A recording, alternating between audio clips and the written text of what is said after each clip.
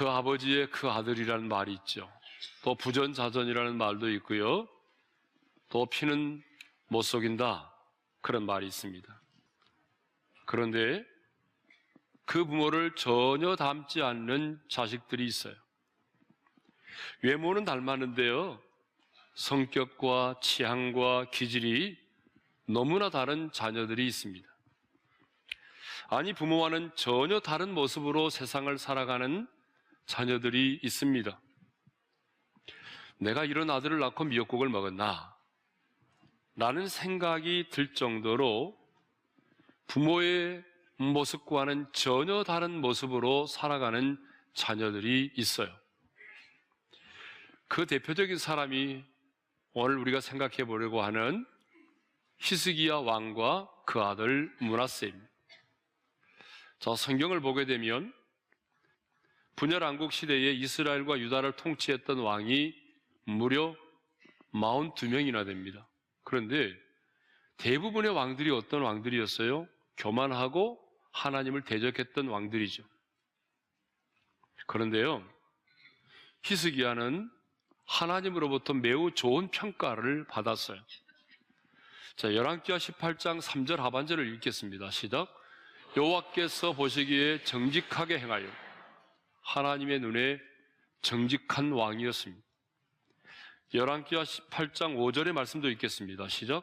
히스기야가 이스라엘 하나님 여호와를 의지하였는데 그의 전후 유다 여러 왕 중에 그러한 자가 없었으니, 여러 왕 중에 하나님을 그토록 의지했던 왕이 없었다라고 성경에 기록될 만큼 그런 여호와 하나님을 의지했던 사람이었습니다.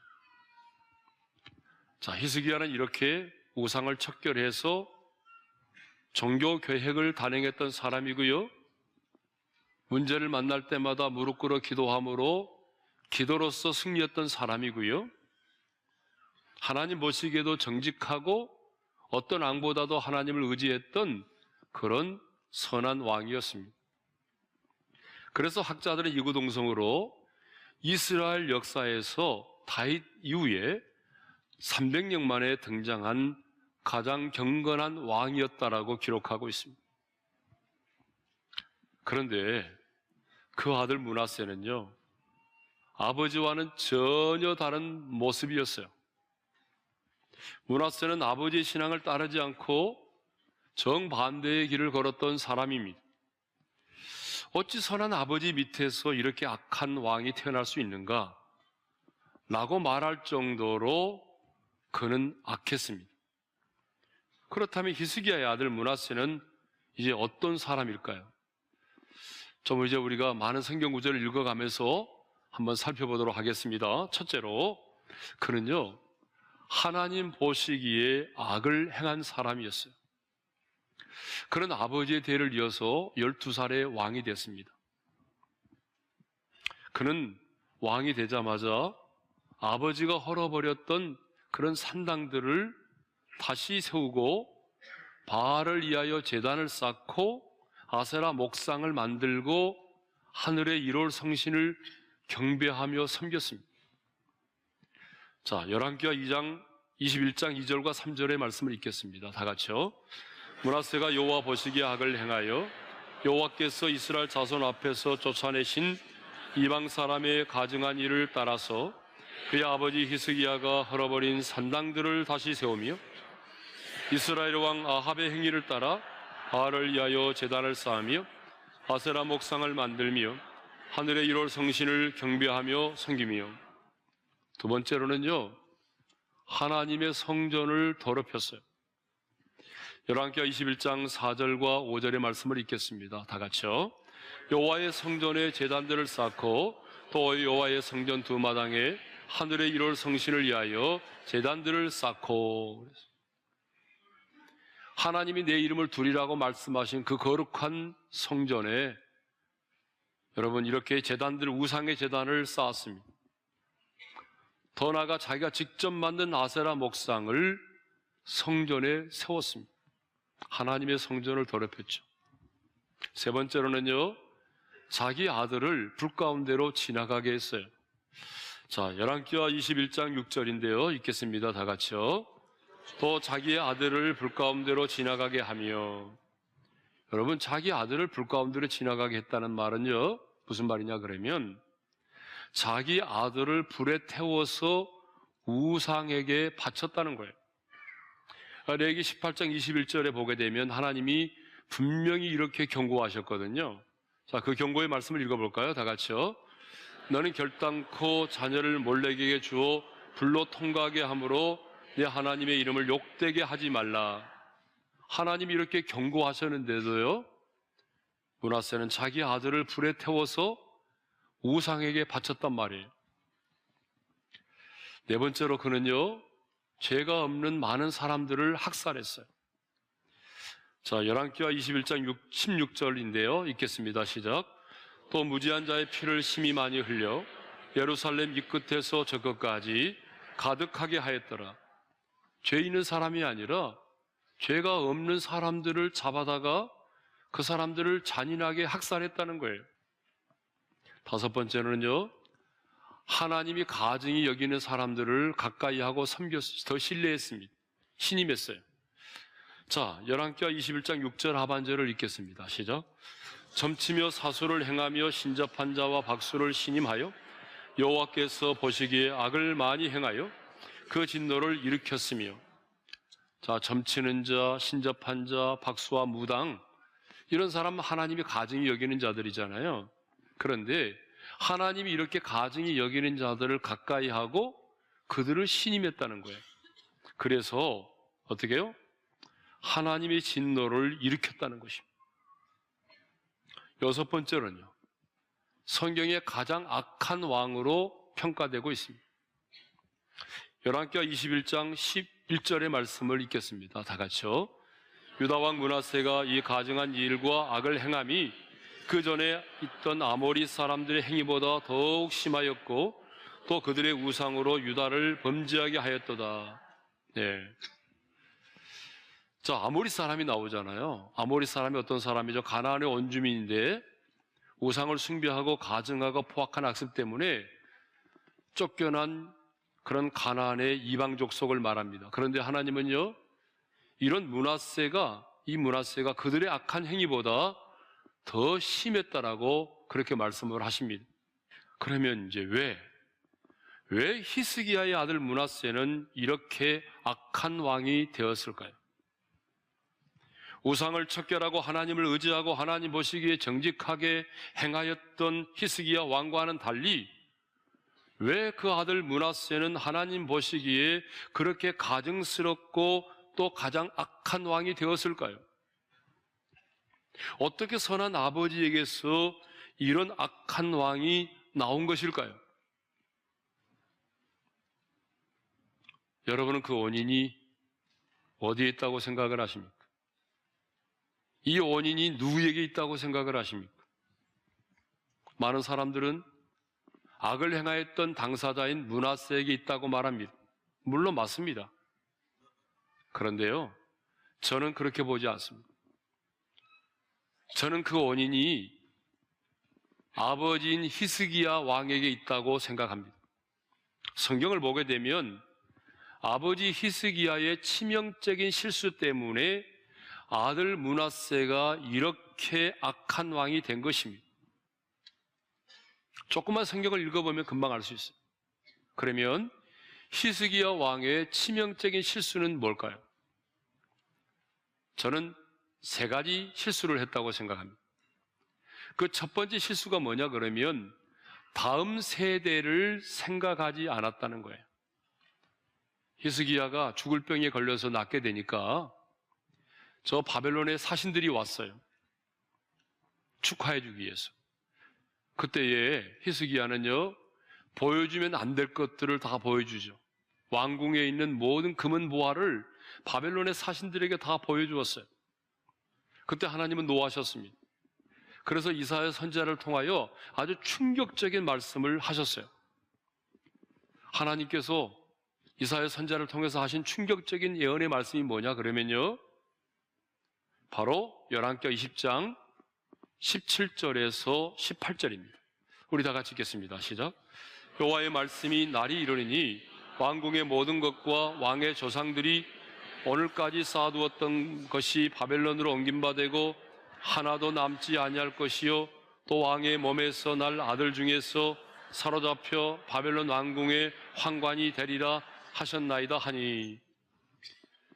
여러분, 하나님께서 이사야를 통해서 하신 충격적인 예언의 말씀이 뭐냐 그러면 왕궁에 있는 모든 것과 그 조상들이 그동안 쌓아 두었던 그 모든 것들이 바벨론으로 옮겨지게 된다는 거예요. 여러분, 이 말은 무슨 말일까요? 나라가 망한다는 얘기죠. 더 충격적인 얘기는요, 히스기야가 낳은 아들 중에 포로로 끌려가서 바벨론 왕궁의 환관이 된다는 거예요. 환관이 뭐예요? 신하가 된다는 거예요. 여러분, 한 나라의 통치자가 바벨론의 포로로 끌려가서 그 나라의 왕을 섬기는 신하가 될 거라는 거예요. 얼마나 충격적인 말씀입니까? 그러면 이런 충격적인 말씀을 들었을 때에 히스기야는 어떻게 반응했을까요? 여러분, 놀라지 마세요. 놀라지 말고 한번 볼까요? 열왕기하 20장 19절의 말씀을 읽겠습니다. 다 같이요. 히스기야가 이사야에게 이르되 당신이 전한 바 여호와의 말씀이 선하니이다 하고 또 이르되 만일 내가 사는 날에 태평과 진실이 있을진데 어찌 선하지 아니하리요 하니라. 히스기야는요, 자신의 죄로 인해서 나라가 망하게 되고 자기의 아들이 바벨론의 포로로 끌려가게 된다는 이런 충격적인 예언의 말씀을 듣고도 놀라지 않았습니다. 너무 무덤덤하게 반응을 보였습니다. 왜 그랬을까요? 여러분, 왜 이런 충격적인 말씀을 듣고도 히스기야는 전혀 놀라지 않았을까요? 그 이유를 아세요? 그 이유는 자신의 당대에 일어날 일이 아니기 때문입니다. 그래서 이렇게 반응하죠. 내가 사는 날에 태평과 진실이 있을진데 어찌 선하지 아니하리. 내가 사는 날에 태평과 진실이 있을진데 어찌 선하지 아니하리요. 무슨 말입니까? 하나님께서 자기 시대만이라도 평안을 주신다면 그것도 하나님의 선하신 은혜라는 거예요. 지금 히스기야는 자신의 당대만을 생각하고 있습니다. 내가 사는 날 동안에 하나님이 심판하지 않는 것만으로 감사하다는 거예요. 히스기야는 하나님의 심판을 부정하지 않았습니다. 하나님의 주권도 부정하지 않았습니다. 하지만 히스기야는 내가 사는 날 동안만 생각했지 자녀의 다음 세대를 생각하지 않았습니다. 내가 사는 날 동안 믿음을 지키고 정직하게 살고 내가 왕으로 통치하는 동안에 나라가 태평성대하면 된다는 생각을 했지 다음 세대를, 자녀의 세대를 생각하지 않았습니다. 이것이 바로 히스기야의 가장 치명적인 실수입니다.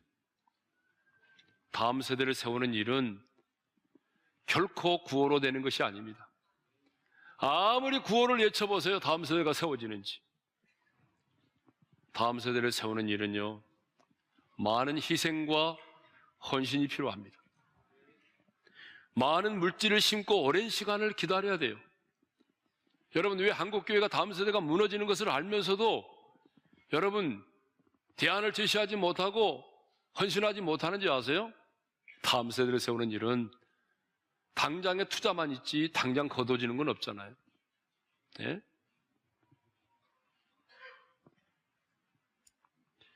그래서 어떤 분들은요, 이것을 낭비라고 생각합니다. 그런데 여러분, 우리 교회 성도들은 그런 분이 없기를 바랍니다. 다음 세대를 위해서 우리가 많은 시간과 물질을 투자하는 것은요, 여러분, 이것은 결코 낭비가 아닙니다.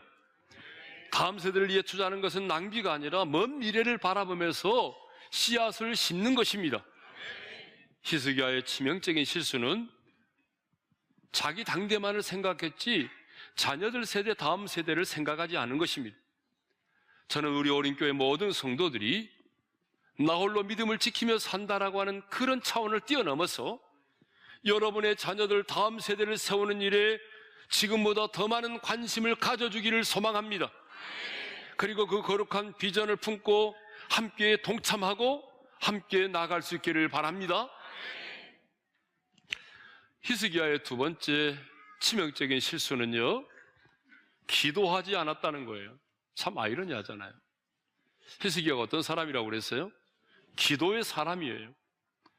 아수르의 대군이 쳐들어왔을 때는요, 그는요 무릎으로 승부해서 하나님의 승리를 경험했던 사람이잖아요. 자신이 죽을 병에 걸렸을 때는요, 여러분 그 얼굴을 낯을 벽으로 향하여 들고 심한 통곡과 눈물로 기도하여 죽을 병에서 고침받고 생명을 연장받은 사람이잖아요. 그는 과거에 어떤 사람이었어요? 기도의 사람이었어요. 무릎으로 승부했던 사람이었어요. 그런데요, 병을 고침받고 난 이후에는 달라졌어요. 병을 고침받고 난 이후에는 영적 해이에 빠졌어요. 태평성대 이후에는요, 보물을 가지고 있는 보물은 자랑했지만 기도의 무릎은 꿇지를 않았어요. 이것이 바로 히스기야의 치명적인 실수입니다. 여러분, 오늘 우리도 그렇잖아요. 과거에는요, 당신 암입니다. 암이라는 진단을 받은 날부터 얼마나 간절하게 기도했습니까? 그런데 치료받고 난 다음에는 어떻게 돼? 영적인 해이에 빠져서 기도의 무릎을 꿇지 않았단 말이에요. 과거에는요 20일도 금식하고 기도했는데, 과거에는 날을 새면서 밤마다 기도했는데 지금은 기도하지 않는다는 거예요. 중요한 것은 내가 과거의 기도에 얼마를 기도했느냐가 중요한 것이 아니라 지금 내가 어떻게 기도하고 있느냐가 더 중요한 것입니다. 위대한 하나님의 사람, 역사의 축을 움직였던 사람들에게는요 언제나 어머니의 눈물의 기도가 있었습니다. 어머니 모니카의 눈물의 기도가 있었기 때문에 욕정과 이교도에 빠져서 허우적거리던 그런 방탕하였던 어거스틴이 성 어거스틴이 되었습니다. 어머니 한나의 눈물의 기도가 있었기 때문에 사무엘이 그 시대에 가장 어둡고 타락한 시대에 가장 영향력 있는 영적 지도자가 되었습니다. 세상이 아무리 악해도 기도하는 부모가 있는 한 그 자식은 망하지 않습니다. 여러분, 세상이 아무리 타락해도, 세상이 아무리 약해도 기도하는 부모가 있는 한 그 자식은 망하지 않습니다. 믿어지면 아멘 합시다. 왜 우리가 사는 세상이 이렇게 무서운 세상이 되었습니까? 여러분, 이 땅에 800만의 기독교인이 있다고 하는데 날이 갈수록 왜 이렇게 우리가 사는 세상이 여러분 이렇게 악하여졌습니까? 그것은요, 어떤 분이 이렇게 말했더라고요. 어머니의 기도를 모르고 자란 자식들이 많아졌기 때문이라는 거예요. 어머니의 기도를 모르고 아버지의 사랑을 경험하지 못한 자녀들이 이 세상 가운데 많아졌기 때문이라는 거예요. 저는 동의합니다. 여러분은 자녀들이 어머니를 생각하면 가장 먼저 뭐가 떠오릅니까? 무릎 꿇어 기도하는 어머니의 모습이 떠올라야 된단 말이에요. 여러분의 자녀들이 여러분의 어머니를 기억할 때, 그래 우리 어머니는 정말 무릎으로 승부하는 사람이야, 기도의 사람이야, 나는 그 어머니의 기도로 살고 있어. 여러분, 이렇게 인식이 돼야 되는데 언제부턴가 지금 이 시대를 살아가는 자녀들의 그 인식 속에는 어머니가 그런 모습이 아니에요. 여러분, 여러분의 자녀들이 여러분 이 땅을 떠나고 난 이후에도 우리 어머니는 진정 기도의 사람이었다, 우리 어머니는 무릎으로 승부했던 하나님의 사람이었다라고 인식될 만큼 여러분 자녀를 위해서 기도하십시다. 이 시대에 가장 필요한 게 뭐예요? 부모의 기도입니다. 왜냐하면 우리의 자녀들이 살아가는 세상은요, 지금 우리가 살고 있는 이 시대보다도 훨씬 더 음란하고 폐역한 강팍한 세상이 될 것입니다. 여러분, 벌써 몇 년만 해도 이 세상이 얼마나 많이 바뀌었습니까? 예? 앞으로 우리 자녀들이 살아갈 이 세상은요, 정말 말하기도 끔찍할 만큼 그렇게 성적으로 타락하고 음란한 시대가 될 거예요. 그런 시대를 살아가야 될 내 자녀들인데, 여러분, 그 자녀들을 위하여 기도를 쌓아두시기를 바랍니다. 세 번째 히스기야의 치명적인 실수는요, 자식을 사랑하되 잘못된 사랑을 했다는 거예요. 자, 히스기야의 아들 므낫세는요, 늦게 얻은 아들입니다. 늦둥이에요, 늦둥이. 히스기야가 54살에 죽었거든요. 그러니까 죽기 전 12년 전에 므낫세가 태어났습니다. 그러니까 어때요? 42살에 낳은 아들입니다. 물론 아버지 42살에 낳은 아들은 늦둥이라고도 말할 수 있고 늦둥이 아니라고도 할 수 있겠지만, 그런데요, 더 중요한 것이 있어요. 그가 죽을 병에 걸렸었잖아요. 근데 하나님의 은혜로 고침을 받았어요. 이미 죽었어야 되는데 하나님의 은혜로 고침받고 난 이후에 3년 만에 태어난 아들이 므낫세. 그러니까 여러분, 내가 이미 죽었다고 생각했는데 하나님의 은혜로 살게 돼서 다시 태어난 아들이 므낫세란 말이에요. 태어난 아들이 므낫세란 말이에요. 그러니 얼마나 사랑스럽고 귀엽겠습니까? 네? 그러다 보니 아들 므낫세를 하나님의 말씀대로 교육하지 않았습니다. 마땅히 행할 길을 아들에게 가르치지 않았습니다. 여호와를 경외하는 법을 가르치지 않았습니다. 우상을 숭배하는 것이 얼마나 하나님 앞에 무서운 죄라는 것을 가르치지 않았습니다. 너무나 사랑스럽고 귀여운 나머지 잘못을 범해도 훈계하지 않았습니다. 이 잘못된 자식 사랑 때문에 아들 므낫세는요, 가장 악한 왕이 되었고 가장 비참한 인간이 되고 말았어요. 그런데 오늘 우리는 어떻습니까? 내 자녀들이 잘못된 길로 나아가고 있는데, 내 자녀들이 지금 저주를 자청하고 있는데 금하지 않는 부모들이 많습니다. 지금 내 자녀들이 주일 성수도 하지 아니하고, 내 자녀들이 온전한 11조도 드리지 아니하고, 세상의 쾌락을 위하여 살고 넓은 길로 달려가고 있고, 하나님 보시기에 악을 행하고 있음에도 불구하고 따끔하게 그 자녀를 훈계하지 않는 부모들이 얼마나 많이 있습니까? 여러분, 내가 목회하면서 목회자의 눈으로 봐도 우리 성도들 중에 그런 분들이 너무 많아요.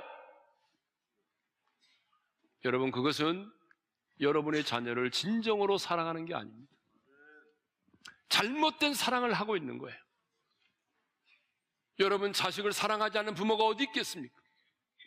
그러나 정말로 여러분의 자녀를 사랑한다면, 내 자녀들이 악을 행하면, 저주를 자청하면 훈계해야 됩니다. 너무 자식이 커서 훈계를 받아들이지 않으면 때릴 수도 없잖아요. 때리다가 맞아줄게요?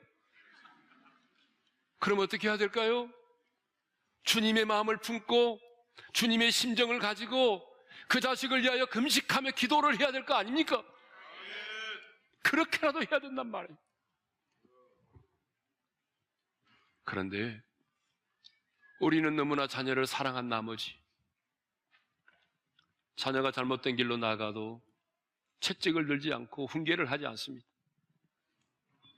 통계를 보게 되면 범죄자의 79%가 응석바지로 자란 아이라고 합니다.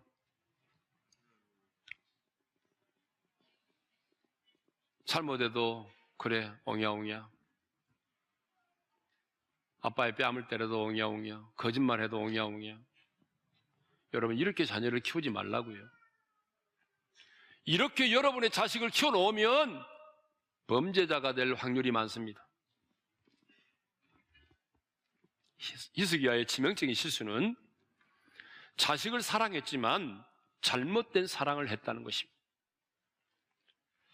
자, 왜 우상을 척결하고 하나님을 의지하고 하나님 보시기에 정직하게 행했던 히스기야의 왕과는 달리 그 아들 므낫세는 하나님 보시기에 그렇게 가증스럽고 가장 악한 왕이 되었을까요?